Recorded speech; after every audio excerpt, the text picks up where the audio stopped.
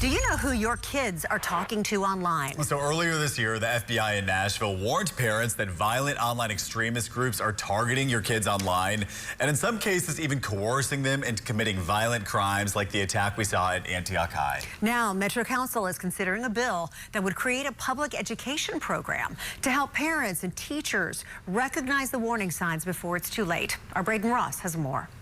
The FBI in Nashville is warning parents of a surge in activity of violent online networks, like one called 764, exploiting kids and pushing them to hurt themselves or others. They're targeting children as young as 8 years old, and they're getting to them through Roblox, through Discord. The parents think they're just engaging with other children, but these people are on there specifically to manipulate them, and they're pushing them to self-harm, to violence. Metro Council member Mike Cortez says it's a scary reality too many parents don't know about. So he's introducing a bill tasking Metro Police and the Office of Youth Safety with creating educational resources on the issue. If we can teach people to identify these indicators, teach parents to be more intentional with what their kids are watching online, bring awareness to this issue, it's a great first step to combating it. Cortez says he was partially inspired after seeing reports about the 17-year-old shooter who killed one student and wounded another before turning the gun on himself here at Antioch High School. A tragedy Cortez says maybe could have been prevented had people known what to look for. That individual was connected to these groups. If you can engage early enough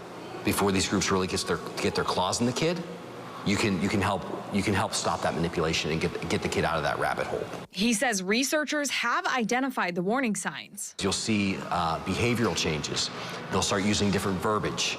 They'll start maybe harming themselves. You'll see marks on their arms. Now, he says it's about making sure the right people can recognize them. Although Metro Council doesn't have the authority to require the education program in Metro schools, Cortez says he hopes to work with MNPS to get the education to students. The bill passed its first of 3 readings at Tuesday night's council meeting. In Nashville, Braden Ross, WSMV 4.